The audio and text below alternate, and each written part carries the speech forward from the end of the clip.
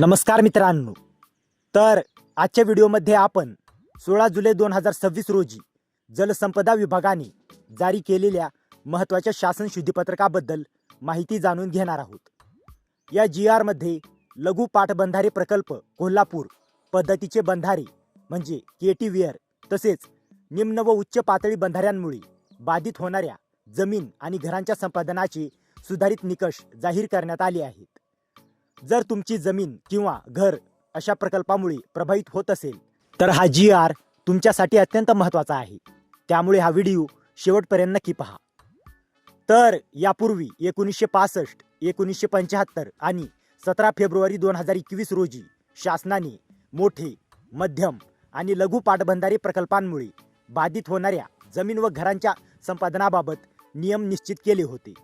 मात्र राज्य तांत्रिक सल्लागार समितीने शिफारस केली की लघु पाटबंधारे प्रकल्पांसाठी आवश्यकतेपेक्षा जास्त जमीन संपादित केली जात असल्याने भूसंपादन व पुनर्वसन खर्च वाढतो.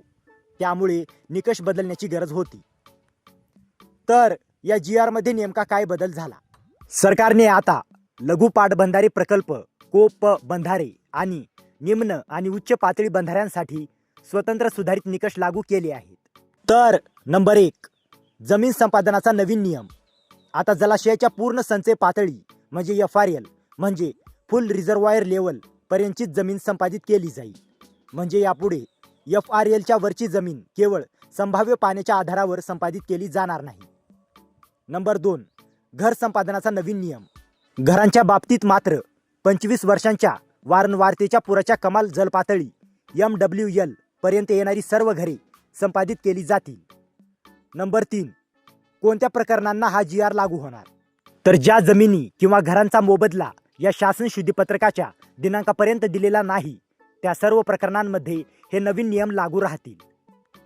तर या निर्णयाचा परिणाम, तर या निर्णयामुळे भूसंपादनाचा अनावश्यक खर्च कमी होईल, पुनर्वसनाचा खर्चही कमी होईल, आवश्यक तेवढीच जमीन संपादित केली जाईल, प्रकल्पांचे नियोजन अधिक प्रभावी होईल, बाधित नागरिकांसाठी स्पष्ट निकष उपलब्ध होतील.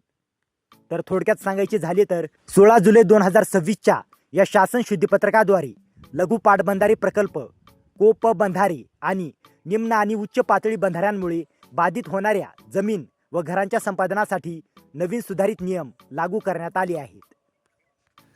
तर मित्रांनो, जर तुम्हाला या GRची PDF हवी असेल तर डिस्क्रिप्शनमध्ये आपल्या टेलिग्राम चॅनेलची लिंक दिलेली आहे.